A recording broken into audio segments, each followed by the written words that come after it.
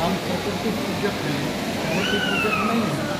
तो प्रकृति पूजा धर्म का ही नाम हम लोगों ने सरना धर्म रखा। 2011 की जनगणना में एनी अदर कॉलम में सरना धर्म दिखाने वाले आदिवासियों की संख्या करीब 50 लाख थी, जबकि जैन धर्म लिखने वालों की संख्या 44 लाख थी। भारत के संविधान के अनुच्छेद 25 में धार्मिक आज़ादी एक मौलिक अधिकार है। तो हमारी मांग है आदिवासियों को सरना धर्म कोड दिया जाए।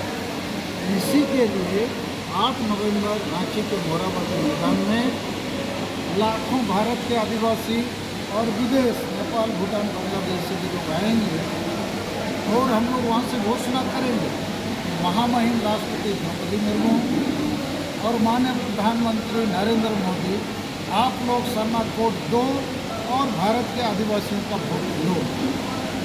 इसके लिए हम लोग का सरना धर्म कोड जन जागरण सभाओं का मीटिंग जगह जगह चल रहा है। आज प्रधान स्तरीय कार्यकर्ताओं का जो बैठक सीताराम बेला आदिवासी एसोसिएशन हॉल जमशेदपुर में किया गया है। इसके साथ साथ हम लोग भारत के आदिवासी जो करीब 15 करोड़ हैं, उनका अस्तित्व, पहचान, हिस्सेदारी खतरे में है। क्योंकि मणिपुर में जो कुछ हो रहा है वो आदिवासियों के आरक्षण का मामला है। यहाँ भी कुर्मी महतो लोग आदिवासी बनना चाहते हैं, जोर जबरदस्ती कहते हैं कि हम लोग पहले आदिवासी थे, हमको लिस्ट से हटाया गया। तो लिस्ट से हटाया गया, आपके पास प्रमाण है तो आपको हाईकोर्ट, सुप्रीम कोर्ट जाना चाहिए। नाहक रेल रोड चक्का जाम करना, जनहित के खिलाफ में आंदोलन करना और जोर जबरदस्ती आदिवासी बनना। हम लोग जो असली आदिवासी हैं, संताल, मुंडा हो, उरांव, भूमिज, खड़िया, पहाड़िया आदि, ये लोग कुर्मी महतो आज आदिवासी बनेगा, कल तेली बनिया कुमार बनेगा, फिर कुर्मी महतो बिहार में, यूपी में भरे हुए हैं। तो हमारा तो नरसंहार हो जाएगा, हम फांसी के फंदे में लटक जाएंगे।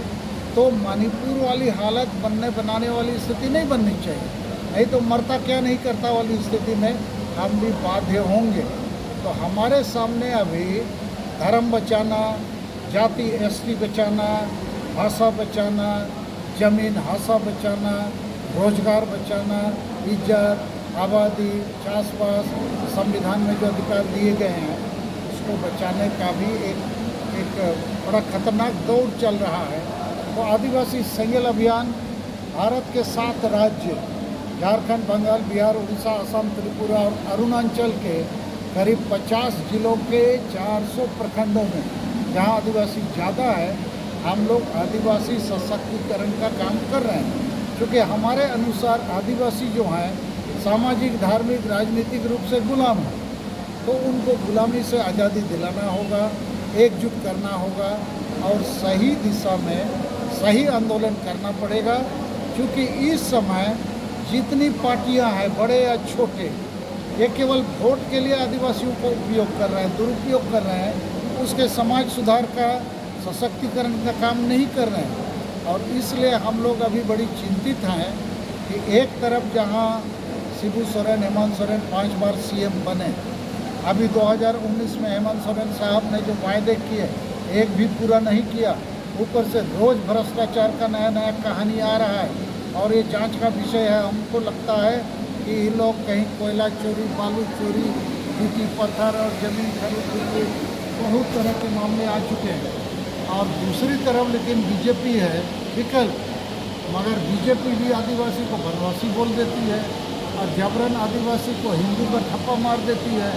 जबकि हिंदू मैरिज एक्ट और हिंदू सक्सेशन एक्ट में आदिवासी शामिल नहीं है। हमारे बीच वर्ण व्यवस्था भी नहीं है, ऊंच नीच नहीं है, स्वर्ग नरक का परिकल्पना नहीं है। तो हम लोग प्रकृति पूजक लोग हैं। हमको सरना के नाम से मान्यता दे देना चाहिए। हिंदू के साथ जैसे जैन, सिख और बौद्ध हैं, और एक सरना को भी भाई बना सकता है। और चूंकि बीजेपी और आरएसएस वाले जबरन आदिवासी को बनवासी, जबरन सरना को हिंदू बोलते हैं, इसके चलते भी हमारे बीच में बहुत आदिवासी ईसाई बन रहे हैं। जैसे सरना को ये मान्यता दे देते, आदिवासी को आदिवासी बोल देते, तो कोई आदिवासी ईसाई नहीं बनेगा। जितना आदिवासी ईसाई बना है सब वापस आ जाए। तो हमारा अपील है आप मीडिया के मार्फत कि बीजेपी और आरएसएस को सद्बुद्धि आए, आदिवासी को आदिवासी बोले, वनवासी ना बोले, और जबरन हिंदू क्यों बनना चाहता है? हम तो भारत के लोग हैं, हमारा धर्म संस्कृति यहीं का है। हम मुसलमान और ईसाई की तरह विदेशी भाषा, संस्कृति, धर्म से जुड़े लोग नहीं हैं।